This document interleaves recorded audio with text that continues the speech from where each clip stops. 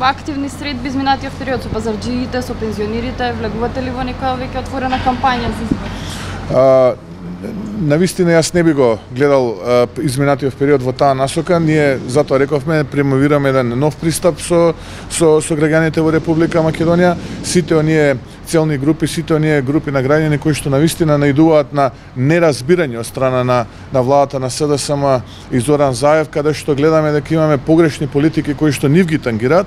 ВМРО-ДПМН се разбира како одговорна политичка опозиција во Република Македонија, нуди решенија, нуди концепти и секогаш треба да биде во постојана комуникација со граѓаните, без разлика дали се тоа, како што рековте вие, пазарџи, пензионери, младите, стопанските комори ги знае во минатото, во периодот кој што следи ќе имаме исто така средби и со други категории на граѓани, така што не е важно дали сме ние во кампања или не сме во кампања. Треба да сме принципиелни и треба со граѓаните искрено да комуницираме, така што ВМРО-ДПМН е народна партија, ВМРО-ДПМН е партија на граѓаните и секогаш ќе биде на располагање на граѓаните. Ние нема да се затвориме и нема да дозволиме кога ќе победиме на следните парламентарни избори да се затвориме во канцелариите и да бидеме елитисти. Напротив, никогаш нема да заборавиме дека легитимитетот го дава, но и го одзема народот во оваа држава.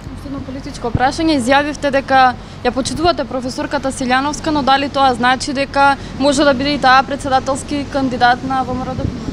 За председателските кандидати на ВМРО-ДПМН и сите оние кои што ќе достават пријава до конвенцијата на ВМРО-ДПМН, македонската јавност ќе биде информирана не подоцна од 5 февруари, кои ќе бидат кандидатите на конвенцијата, а за кој ќе биде председателски кандидат ќе мора да почекаме до 16 февруари да делегатите на конвенцијата се изјаснат и преку тајно гласање го одбереме најдобриот и јас сум убеден дека предлогот на ВМРО-ДПМН ќе биде председателски, односно ќе биде иден председател на Република Македонија. Предлогот на ВМРО-ДПМН ќе биде и градоначелник на градот Охрид, предлогот на ВМРО-ДПМН ќе биде и градоначелник на општина Ново село.